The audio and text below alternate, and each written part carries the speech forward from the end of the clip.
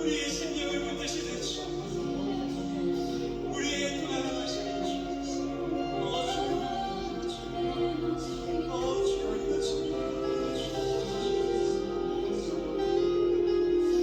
주여 우리가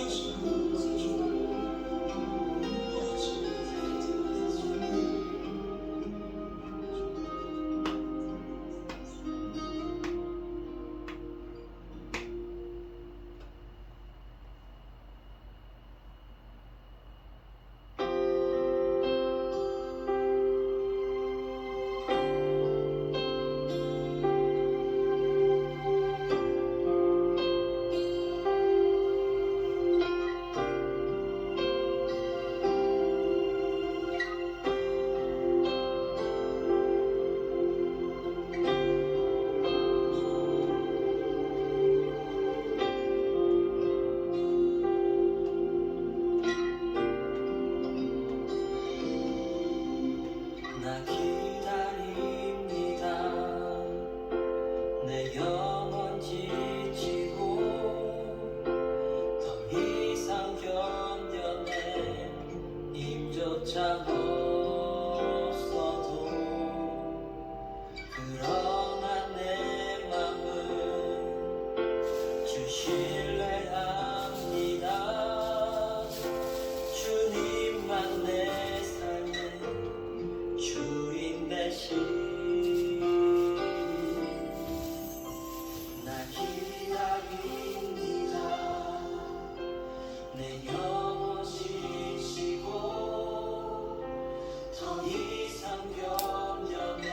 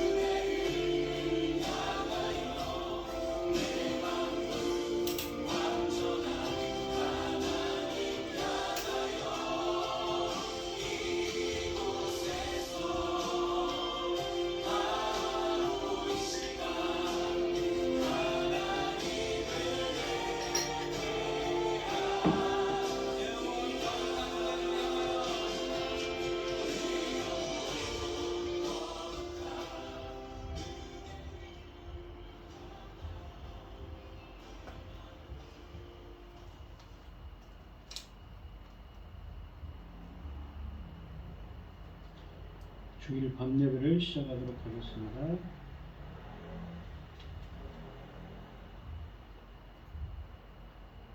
사도신경하심으로 신앙 고백하시겠습니다. 전능하사 천지를 만드신 하나님 아버지를 내가 믿사오며 그 외아들 우리 주 예수 그리스도를 믿사오니 이는 성령으로 잉태하사 동정녀 마리아에게 나시고 본디오 빌라도에게 고난을 받으사 십자가에 못 박혀 죽으시고 장사한 지 사흘 만에 죽은 자 가운데서 다시 살아나시며 하늘에 오르사 전능하신 하나님 편에 앉아 계시다가 저리로서 산자와 죽은 자를 심판하러 오시리라. 성령을 믿사오며 거룩한 공예와 성도가 서로 교통하는 것과 죄를 사하여 주시는 것과 몸이 다시 사는 것과 영원히 사는 것을 믿사옵나이다. 아멘. 찬송가 391장입니다. 391장 하시고 고현희 집사님 기도해 주시겠습니다.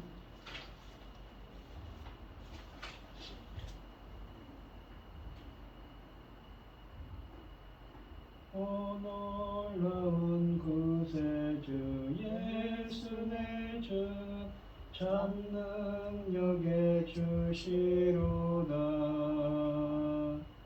큰 바위 및 안전한 그곳으로 내 영혼을 숨기시네. 내 마른 땅을 종일 걸어가도 나 피곤치 아니하며 저 위험한 곳 내가 이를 테면 큰 바위에 숨기시고 주 손으로 덮으시네. 오 놀라운 구세주 예수 내 주 내 모든 짐 벗기시네. 죄악에서 날 끌어 올리시며 또 나에게 힘 주시네. 내 마른 땅을 종일 걸어가도 나 피곤치 아니하며 저 위험한 곳 내가 이를 테면 큰 바위에 숨기시고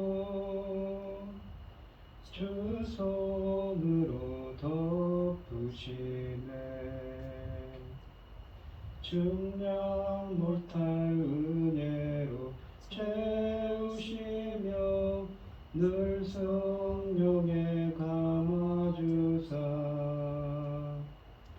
큰 기쁨 중 주님을 찬양토록 내 믿음을 도우시네.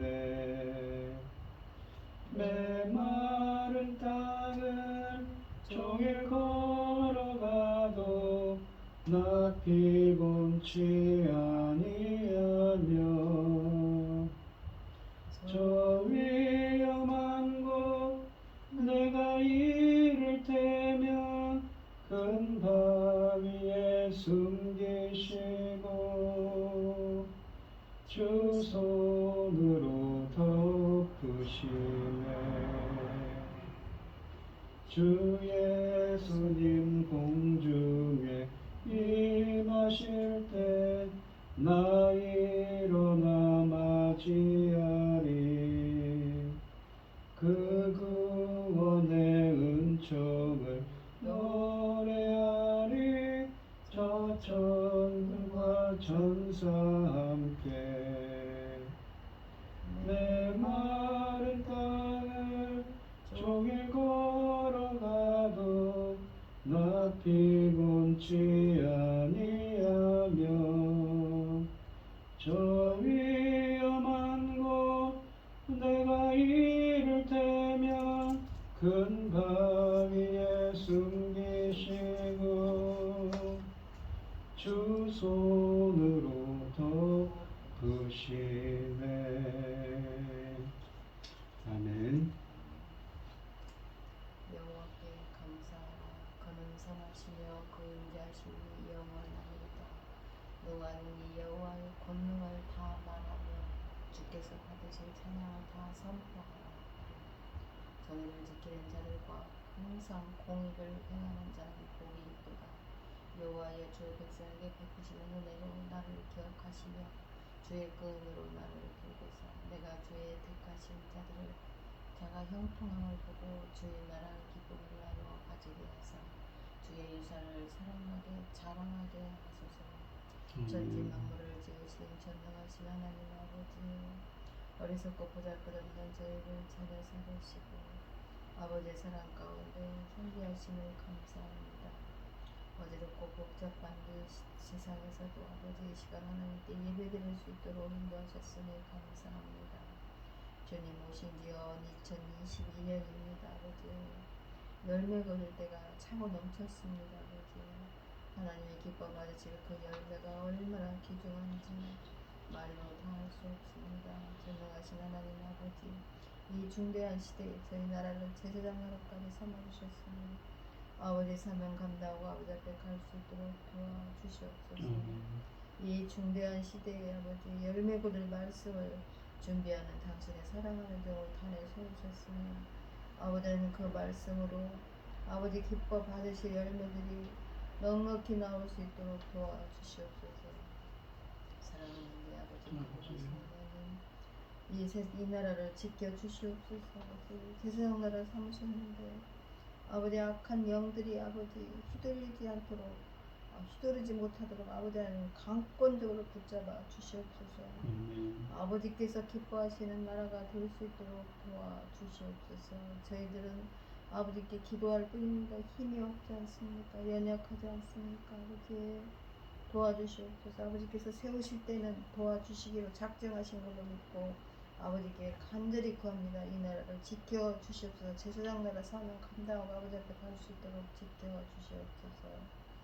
아버지 하나님, 지금은 아버지 하나님 참 어려운 시대인데다가 전쟁이라니 웬 말입니까? 아버지 우리 힘으로는 할 수 없는 일들입니다. 아버지 하나님께 기도할 뿐입니다. 아버지 도와주시옵소서.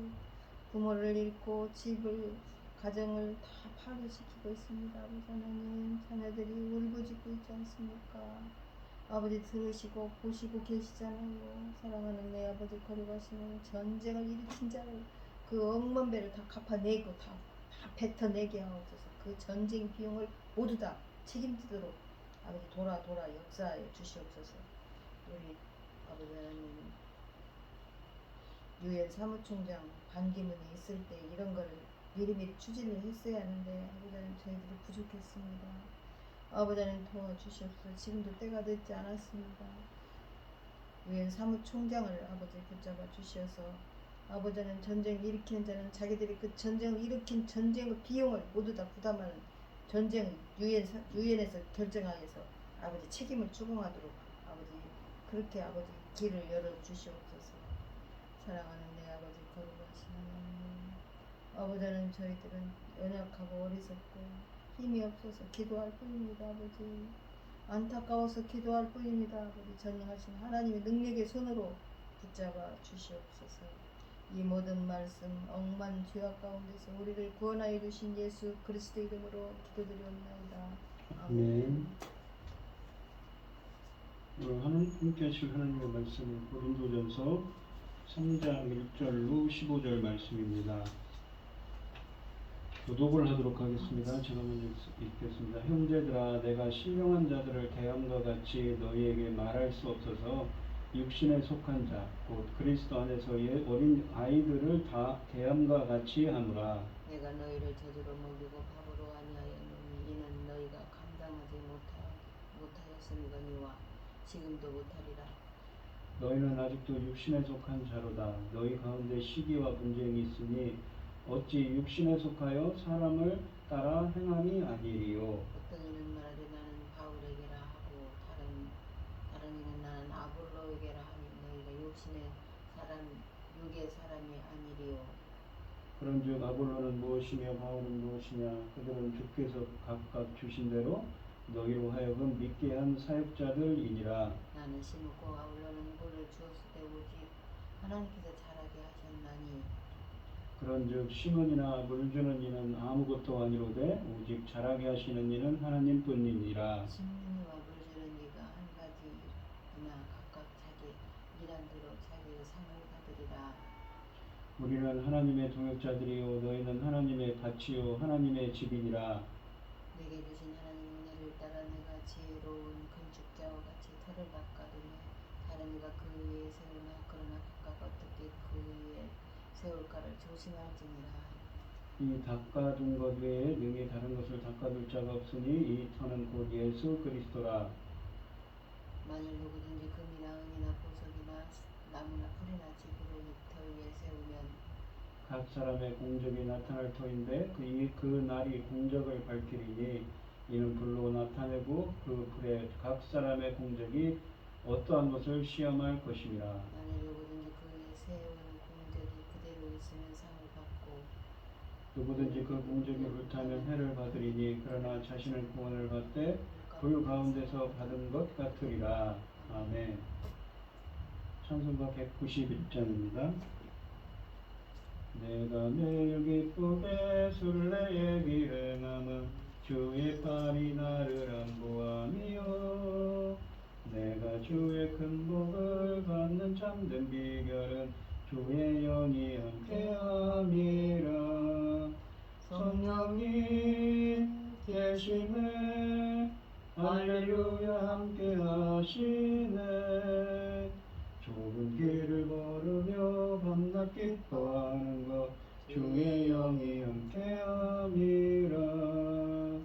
전에 죄에 빠져서 평안함이 없을 때 주 예수 십자가의 공로 힘입어 그 발 아래 엎드려 참된 평화 얻음은 주의 영이 함께함이라.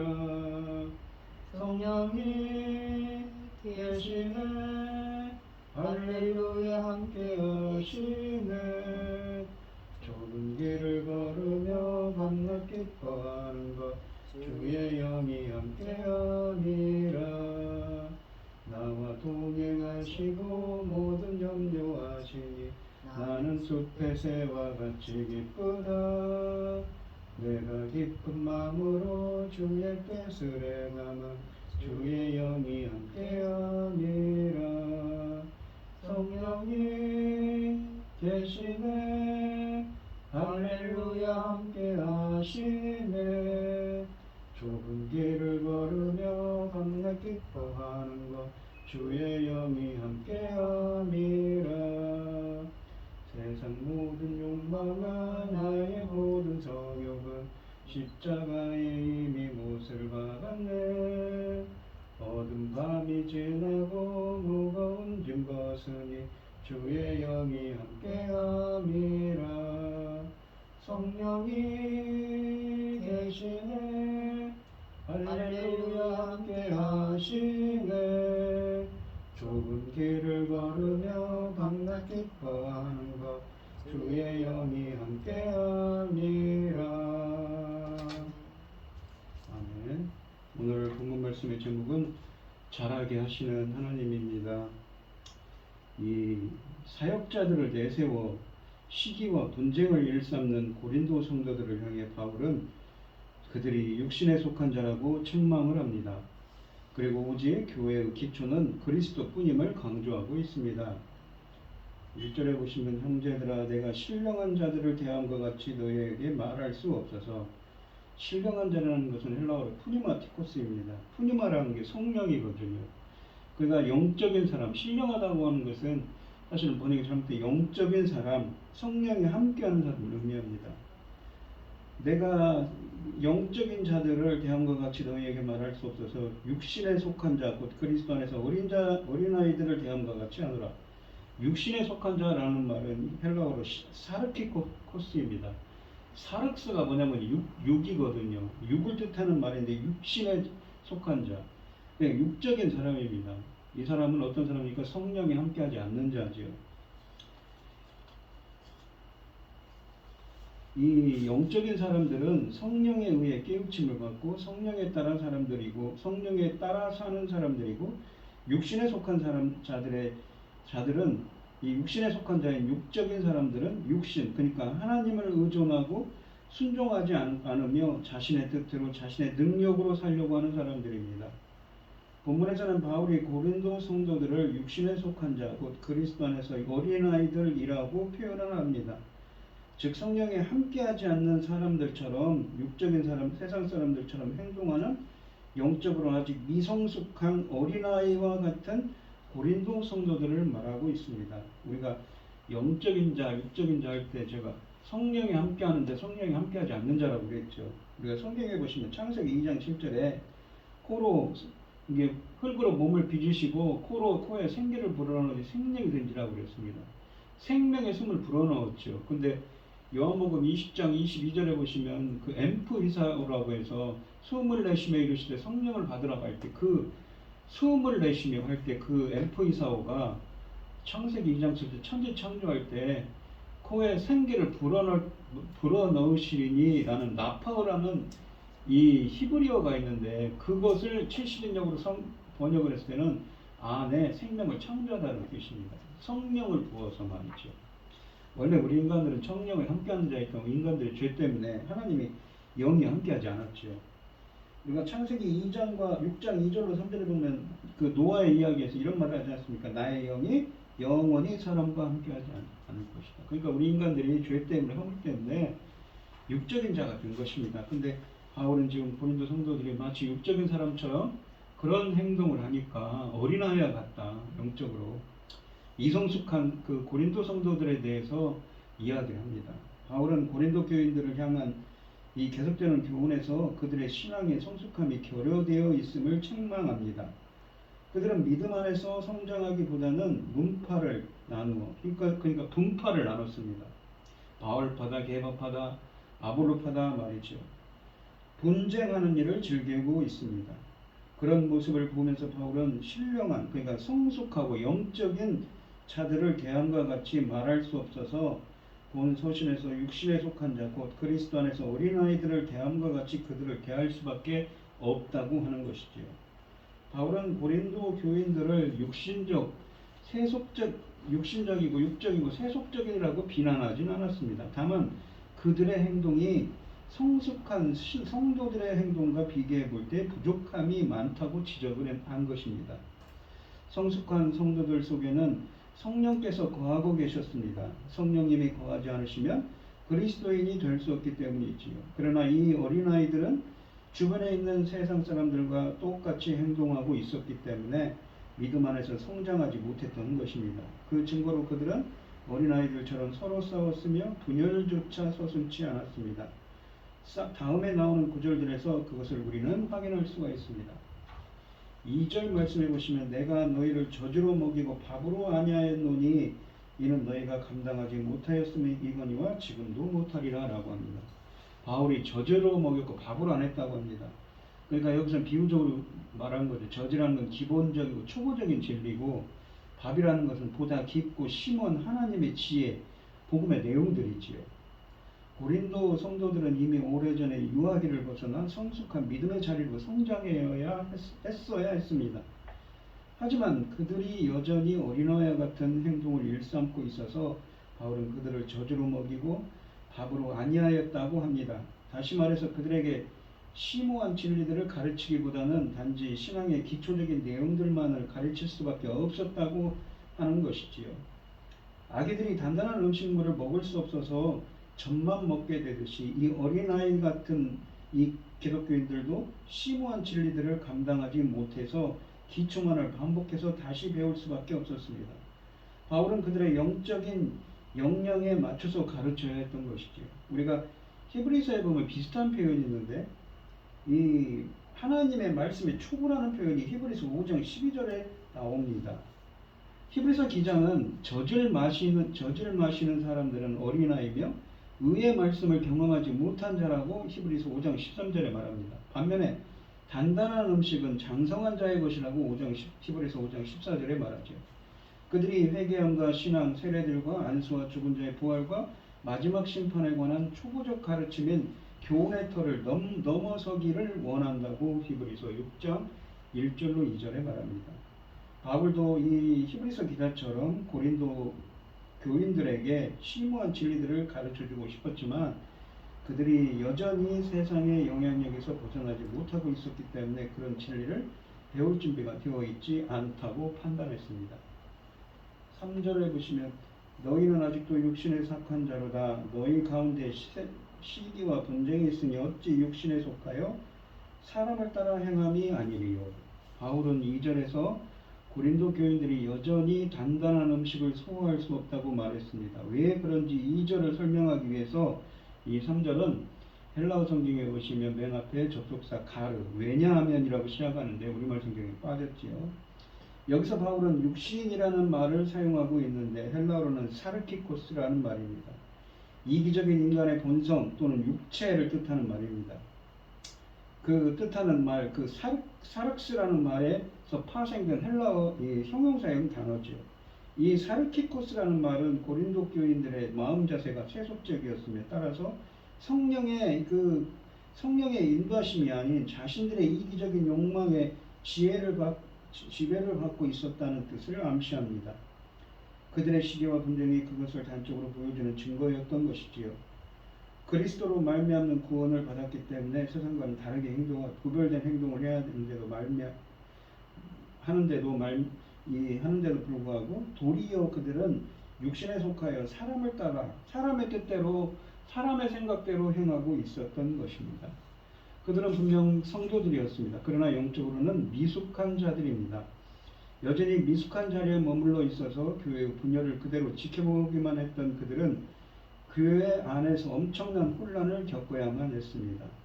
바울은 갈라디아 교인들에게 이렇게 말합니다. 갈라디아서 5장 16절에 내가 이르노니 너희는 성령을 쫓아 행하라. 그리하면 육체의 욕심을 이루지 아니하리라고 말합니다.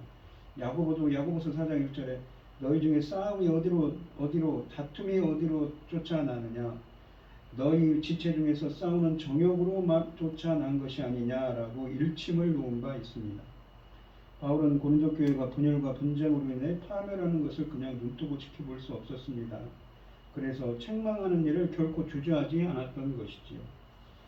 이 4절 말씀을 보시면 어떤 이는 말하되 나는 바울에게라 다른 이는 나는 아볼로에게라 하니 너희가 육의 사람이 아니리요라고 말합니다. 이미 1장 12절로 13절에서 언급한 대로 분열과 분쟁의 원인은 자기들 나름대로 선호하는 지도자들이 서로 다르다는 데 있었습니다. 1장 12절에서 바울은 베드로를 언급한 바 있었습니다. 여기 3장에서는 고린도에서 실제로 설교하고 가르쳤던 두 인물에 초점을 맞춥니다. 바로 바울 자신과 아볼로였습니다. 성도들이 쪼개지면서 일부는 바울을 추종했고 일부는 아볼로를 선호했습니다. 바울은 그런 식으로 행동한다면 너희가 육의 사람이 아니고 무엇이겠는가 라고 강하게 지적하고 있습니다. 바울은 여기서 고린도 교인들을 부정적으로 육적인 자들이라고 지칭할 수밖에 없었습니다. 그들이 바울파로 아볼로파로 나누어서 서로 시기하고 분쟁하고 있다는 사실은 그들이 성령에 의해 깨우침을 받고 성령에 따라 사는 영적인 자들이기는커녕 육신의 의기, 사람의 생각에 의거해 사는 육적인 자들이라는 증거이기 때문입니다. 5절에 보시면 그런즉 아볼로는 무엇이며 바울은 무엇이냐 그들은 주께서 각각 주신 대로 너희로 하여금 믿게 한 사역자들이니라. 바울과 이 아볼로는 고린도 사람들에게 구원의 메시지를 가져다준 하나님의 사역자입니다. 하나님의 종들이죠. 그리고 그 이하도 아니었던 것입니다. 두 사람 모두 주께서 각각 주신 대로 맡은 바 임무를 감당했던 것뿐이었습니다. 그리고 그들의 설교를 통하여 주께서 너희로 그러니까 고린도 사람들로 하여금 믿게 하셨습니다. 그러니까 그들을 하는 그 설교를 통해서 믿게 하셨던 것이죠. 그 복음의 말씀을 통해서요. 그들이 단순히 주님의 종으로서 사람들이 자신들이 아닌 그리스도를 바라보게 했습니다. 바울은 아볼로도 자신을 추종하는 당파를 결성할 마음이 전혀 없었습니다. 바울도 아볼로도 그랬죠. 다만 그곳의 백성들이 구원을 얻기 위해 예수 그리스도를 믿고 나아가 믿음 안에서 성숙한 자리까지 성장하기만을 바랄 뿐이었습니다. 근데 고린도 교회 성도들이 그러질 않았다는 얘기죠.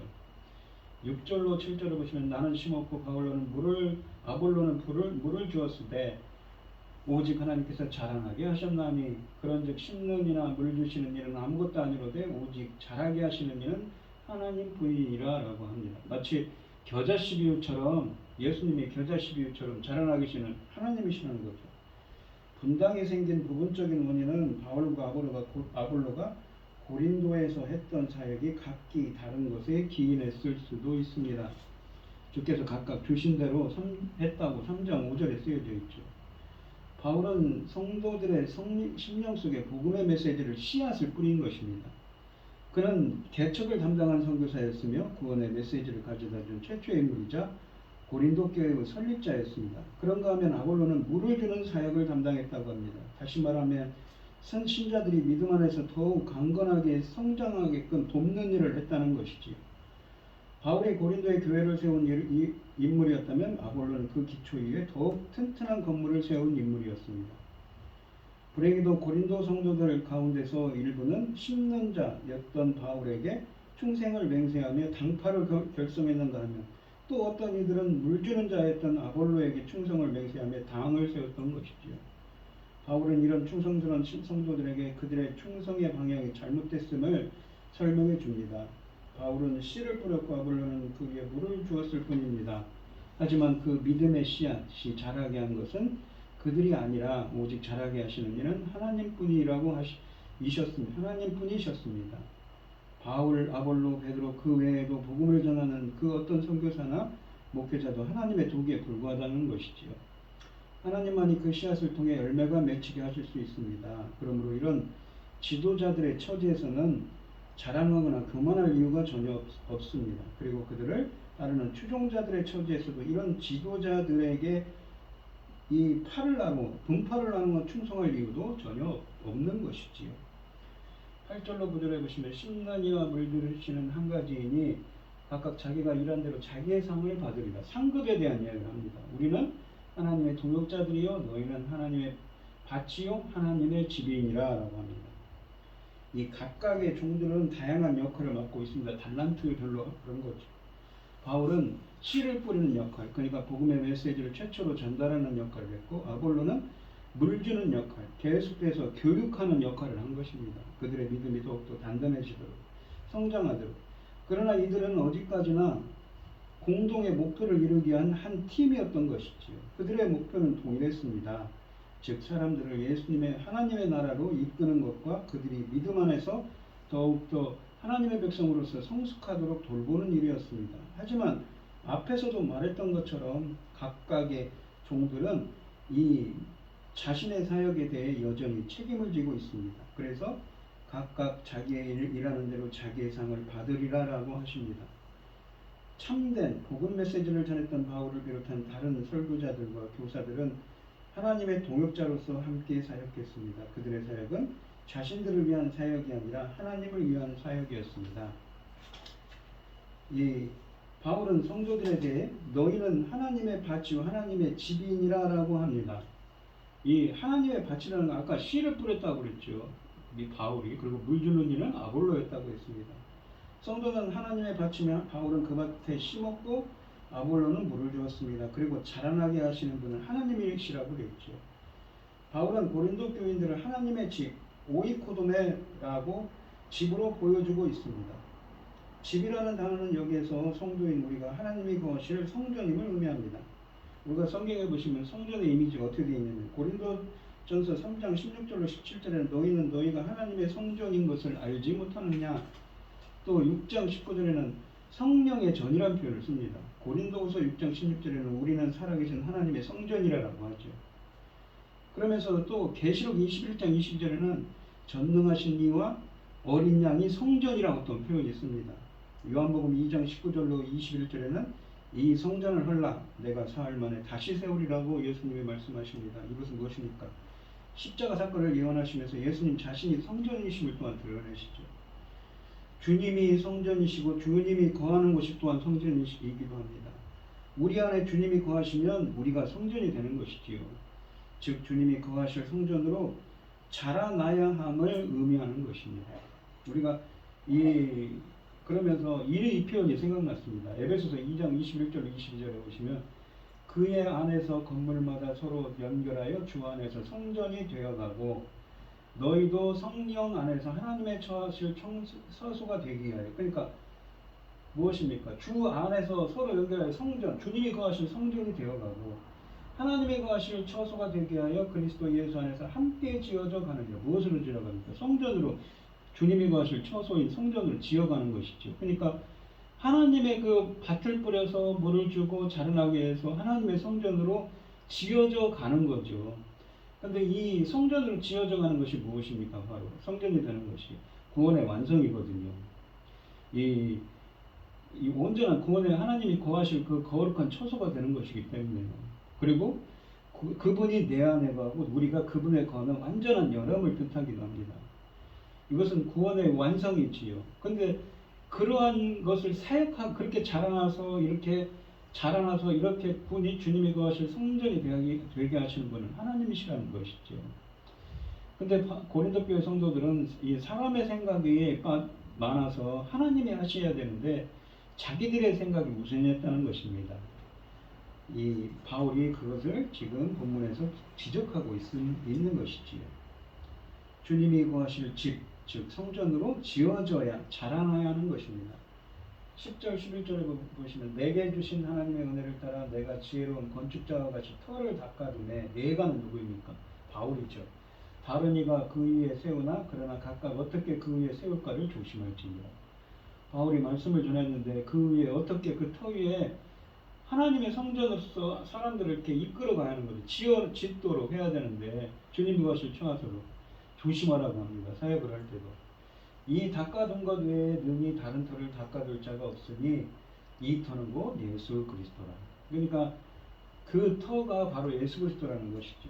바울은 하나님께 사도로 부르심을 받아 이방인들에게 복음의 메시지를 전달하는 역할을 맡았습니다.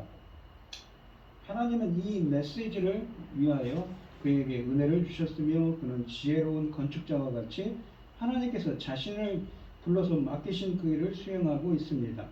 그는 한마디로 터를 닦았습니다. 즉 예수 그리스도의 메시지를 이 사람들에게 가져다 전파했다는 것이지요. 그런데 이 닦아둔 것 외에 능히 다른 터를 닦아둘 자가 없다고 했습니다. 1장과 2장에서 이미 묘사한 대로 바울은 복음의 메시지에 담긴 진리를 가르쳐 줌으로써 주의 깊게 그 터를 닦고 있었습니다. 하나님의 사역자들은 자신이 열심히 일하는 대로 각자 상을 받기 때문에 각각 어떻게 그 위에 세우기를 조심해야만 합니다. 이 구절에서 바울은 아볼로를 비난하고 있는 것은 아닙니다. 다만 누구든 조심해야만 한다는 것을 설명하고 있을 뿐이지요. 참된 성도들은 모두 복음의 메시지를 자신의 터로 삼고 있으며 각자가 그 터 위에 건물을 세우고 있습니다. 이 건물은 아마도 교회와 건전한 가르침 그리고 개개인의 그리스도를 닮은 성품 등을 가리키는 표현일 것입니다. 주님의 성전으로 지어져 가는 것이죠. 오직 진리만이 신자들 속에, 성도들 속에 확고한 그리스도의 성품을 세워줄 수 있으며 그 결과로 견고한 교회를 세울 수가 있는 것이죠. 바울은 터는 오직 하나밖에 없다고 말합니다. 이 닦아둔 것 외에 능히 다른 터를 닦아둘 자가 없으니 다시 닦을 필요가 없는 이 터는 무엇인가요? 이 터는 곧 예수 그리스도라고 말합니다. 문맥적으로 보면 교회를 하나님의 밭으로 보는 또는 하나님의 집으로 생각할 수 있지만 무엇보다 교회의 기초는 예수 그리스도이시라는 것입니다. 또한 가까운 문맥에서 보면 12절, 15절에 보면 교회가 여러 재료로 세워질 수 있지만 무엇보다 교회의 기초는 예수 그리스도시라는 것이지요. 그리스도를 터로 소개할 때 이것은 통일성과 불변성을 의미합니다. 그리스도를 기초로 하여 모든 교회는 통일됩니다. 그리스도를 기초로 하기 때문에 모든 교회는 불변합니다. 그래서 바울은 10장 4절에서 그 반석은 곧 그리스도시라 라고 말하는 것이지요. 12절 말씀을 보시면 만일 누구든지 금이나 은이나 보석이나 나무나 풀이나 짚으로 이 터에 세우면 이라고 말씀하십니다. 기독교인들은 이 터 위에 각기 다른 성질의 다양한 재료들을 가지고 건물을 짓습니다. 바울은 그 재료들을 크게 두 부류로 나눕니다. 영구히 사라지지 않는 고귀한 건축 재료들, 순수하고 가치 있는 하나님의 진리들로 표현되는 그 여기서는 금이나 은이나 보석으로 대변되고 있습니다. 그리고 참된 세상의 이 헛된 세상의 지혜와 잘못된 교리로 여겨지는 건축 재료들, 여기서는 나무나 풀이나 짚으로 대변되고 있지요. 이것들이 그것입니다. 이 터의 성격을 잘 알고 있는 건축자라면 고귀한 재료들을 가지고 건축할 것입니다. 금과 은 같은 것들요. 그러면 그 건물은 아름답고 견고할 뿐만 아니라 영구적일 것이지요. 그러나 터의 가치를 모르는 건축자는 그 터의 성격이나 수명에 대해 무관심할 게 뻔합니다. 그렇게 되면 가치 없는 재료들로 이 집 같은 걸로 건축하게 되지요. 바울은 기독교인들의 그리스도의 진리를 가지고 교회를 세워야 할 책임을 맡고 있는 교회 지도자들이나 목회자들에게 특별히 이 말씀을 전하면서 세상의 가치나 욕망의 기초를 둔 가르침들을 철저히 배격하고 있는 것입니다. 13절에 보시면 각 사람의 공적이 나타날 터인데, 여기 보면 공적이 나타난다고 할 때 공적은 엘곤입니다. 그 행위가 호엘곤, 그 행위가 나타날 것인데요. 나타날 터인데 이 델로라고 해서 나타날 터인데는 델로라는 해서 나타나다 보여진다는 말입니다. 그리고 이 그날이 공적을 밝힐 그날이란 건 무엇인가? 바로 주님이 오시는 날이죠. 주님이 임하시는 날 공적을 밝힌다고 합니다. 공적을 밝히는 것은 델로라고 해서 아까 나타나다 보여주다입니다. 그 공적을 나타내다가 이 밝힌다가 그냥 델로라는 한 단어를 그렇게 표현했습니다. 나타내시니 그 행위를 나타낼 것인데 그날에 나타낸다고. 주님이 오시 임하시는 날, 주님이 파루시하는 날. 그리고 이는 불로 나타내고, 이는 불, 주님께서 오셔서 그날에 불로 뭐요? 아포칼립토, 계시된다는 것, 나타낸다는 것이요. 비밀을 드러낸다는 것입니다. 드러내고 그 불이 각 사람의 공적이 어떠한 것을, 여기서 공적은 무엇입니까? 엘곤이라고 해서 행위가 어떠한 것을 시험할 것이라. 이 도키마즈라고 해서 시험한다는 건 테스트한다는 의미도 있지만 증명한다는 거죠. 각 사람의 그 행위가 어떠한지 그 불로 다 증거할 것이라는 거죠. 보여줄 거라는 거, 증명할 거라는 것입니다. 이 마지막 날, 주님의 날에 각자의 사역은 분명히 드러난다는 것입니다.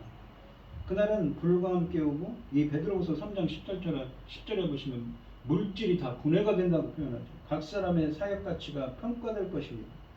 나무, 풀, 짚은 타버릴 것이므로 나무, 풀, 짚으로 세운 사역은 엎어져 버리겠지만 금은, 보석은 불을 견뎌낼 것입니다. 이것은 그들과 사역의 이 가치가 높았음을 보여줍니다. 하나님은 각 사람이 예수님의 교훈을 얼마나 신실하게 지켰는지 그 여부를 결정하실 것입니다. 선한 행실은 상급을 받게 될 것이나 부실하거나 기준에 미달하는 행실은 불타 없어지게 됩니다. 예수 그리스도의 터 위에 세워진 교회에 속한 신자 성도들은 하나같이 성숙하고 영적으로 민감하며 교리적으로 건전할 것입니다. 하지만 고린도 교회에는 나무와 풀과 짚으로 공적을 세운 사람들이 차고 넘쳤습니다. 다시 말해서 미숙하고 서로에게 무관심하며 잘못된 교리에 쉽게 넘어갔던 사람들로 넘쳐났던 것이지요. 14, 15절에 보시면 만일 누구든지 그 위에 세운 공적, 그러니까 행위죠. 그 행위가 그대로 있으면 상을 받고, 누구든지 그 공적에 불타면, 그 행위가 불타면 해를 받으리니 그러나 자신은 구원을 받되 불 가운데서 받은 것 같으리라. 불이 임한다. 그날에 불이 임해서 그 행위가 다 드러난다고 아까 13절에 말씀하지 않았었습니까? 근데 그 불이 해서 그 위에 세운, 그 터 위에 세운 그 행위가 그대로 있으면 상을 받는다는 거죠. 금과 은 같은 걸로 있어서 어떻습니까? 불이 태우지를 못하는 겁니다. 상급이 생긴다는 거죠. 온전한 진리 위에서 성령의 역사에서 그 신앙을 세워간다면, 구원의 완성을 이루어간다면, 에베소서 2장 21절과 22절 말씀처럼 그렇게 한다면 상을 받을 거라는 거죠. 근데 그렇지 못하는 자들은 해를 받는데, 그러나 자신을 구원을 받되 불 가운데서 받은 것 같으라고 하십니다. 그러니까 반대가 무엇인가? 집 같은 걸로 다 태워버리자. 나무나 집 같은 건 태워버리지 않습니까?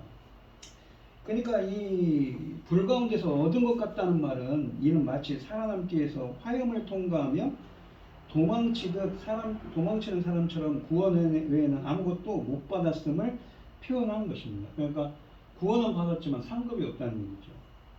터라는 말은, 이 터는 예수 그리스도시기 때문에 그 터 위에 건물을 세우는 사람은 누구나 구원을 얻게 될 것입니다. 그러나 성도들은 하나님을 위해 살아온 자신들의 일생을 그분께 보여드릴 날이 올 것입니다. 아까 13절에 그 불이 그날에 그 불이 임해서 무엇인가 밝혀준다고 하죠. 그 행위가 공적이 드러난다고 하죠.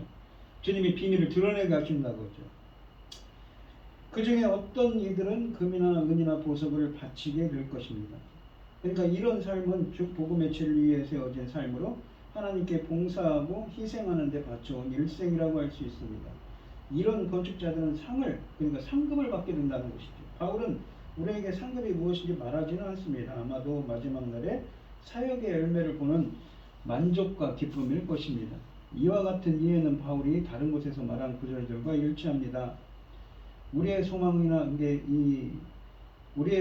기쁨이나 자랑의 면류관이 무엇이냐? 그가 강림하실 때에 우리 주 예수 앞에 너희가 아니냐? 너희는 우리의 영광이요 기쁨이니라 라고 데살로니가전서 2장 19절 20절에 말씀하시죠.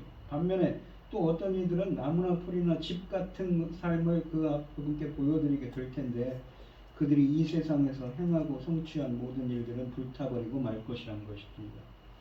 이런 건축자들은 구원을 얻되 불 가운데서 얻은 것 같을 것입니다. 마치 불이 난 건물에서 밖으로 뛰어내려 목숨은 건졌지만 다른 모든 것은 송두리째 잃어버린 사람 같은 신세가 될 것입니다.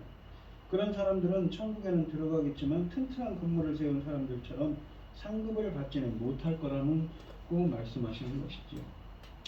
사역자 자신은 구원을 얻지만 사역자의 수고는 헛된 것이 되고 만다는 것입니다. 사역자에게 사역의 결과가 없는 것입니다. 공적이 없는 거죠. 그 행위에 그 값이 상급이 없는 것입니다. 바울이 지적하는 것은 사역자의 상급 문제가 아니라 사역자의 작품 문제인 것이죠. 오늘 본문 말씀을 보시면 그리스도는 우리 교회의 유일한 기초라고 하셨습니다. 터라고 그랬죠. 기초가 잘못되면 크고 화려한 집일수록 위험합니다. 그러므로 교회는 몸집을 굴리고 외관을 화려하게 포장하는 것보다 기초를 다시는 일에 힘을 기울여야 하겠습니다. 내 신앙의 기초, 우리 교회의 기초는 오로지 십자가의 그리스도여야 합니다. 유력한 자를 따라 모인 것도 아니고 유명한 목회자를 따라 신앙을 시작한 것도 아닙니다. 그리스도 예수를 따르고 그분의 말씀을 가르치고 전수하는 일을 최우선으로 삼으시기 바랍니다. 또한 성도를 자라게 하시는 분은 오직 하나님이라고 하셨습니다. 하나님의 바친 성도들을 경작하고 하나님의 집을 건축하는 일에 모든 주도권은 자라나게 하는 그 성전으로 자라나게 하신 분은 누구입니까? 바로 하나님께 있는 것이죠. 사역자들은 그리스도의 하나님의 명령을 수행하고 수고에 따라 대가를 받는 종일 뿐 성도들의 믿음과 운명을 좌우할 수 있는 자들은 아닙니다. 그러므로 주의 일은 주님이 하시는 일입니다. 주님의 권능으로 임하셔서 하나님이 맡겨주신 사명을 잘 감당하고 주님의 은혜가 임해서 우리들도 이 본문에 있는 것처럼 금과 은 같은 그런 썩어 없어지질 불에 태워지지 않는 그 성전으로 우리들도 그 하나님의 바친 우리들이죠. 하나님의 성전으로 굳건하게 세워지는 여러분들이 되시기를 축원드리겠습니다. 기도하겠습니다. 하나님 아버지, 오늘 주신 말씀에서 바울은 이 고린도 교회의 성숙지 못한 어린아이 같은 영적으로 부족한 것이 많은 고린도 교회의 성도들을 말하면서 그들이 사람의 생각으로만 움직이고 분파를 이루었기 때문에 책망하듯이 말합니다. 그러면서 이 바울은 뭐라고 얘기하냐면 그 기초이신 터이신 예수 그리스도 위에서 그 금과 은과 같은 그러한 것을 영으로 깨어지지 않을 그러한 것들로 지어져서 하나님의 성전으로 자라나야 된다고, 말씀의 씨가 뿌려냈을 때 더욱더 그들이 굳건해져서 하나님의 성전으로 지어져야 한다고, 자라나야 된다고 바울을 통해 주님은 말씀하고 계시지요. 저희들에게도 은혜를 베풀어 주셔서 저희들도 주의 성전으로, 주님이 성전인 그 성전으로 지어질 수 있도록, 구원의 완성을 이룰 수 있도록, 에베소서 2장 21절과 22절 말씀처럼 이루어질 수 있도록 주님께서 역사하시고 인도하여 주시옵소서. 이 모든 말씀 거룩하신 예수님 이름으로 기도합니다. 아멘. 찬송가 453장입니다. 3절과 4절만 하겠습니다. 성령의 감화 받아서 하나님 말씀 배우니 그 말씀 한절한절이 내 맘에 교훈되도다. 내 평생의 소원, 내 평생의 소원, 대속해 주신 사랑을 간절히 알기 원하네. 예수가 계신 보좌는 영광의 불러있도다. 평화의 왕이 오시니 그 나라 왕성하도다. 내 평생의 소원, 내 평생의 소원, 대속해 주신 사랑을 간절히 알기 원하네. 아멘. 축도하심으로 오늘 밤예를 마치도록 하겠습니다. 이제는 주 예수 그리스도의 은혜와 하나님의 극진하신 사랑과 성령의 교통하심이 성도들 머리머리 위에 이제로부터 영원히 함께 있을지어다. 아멘.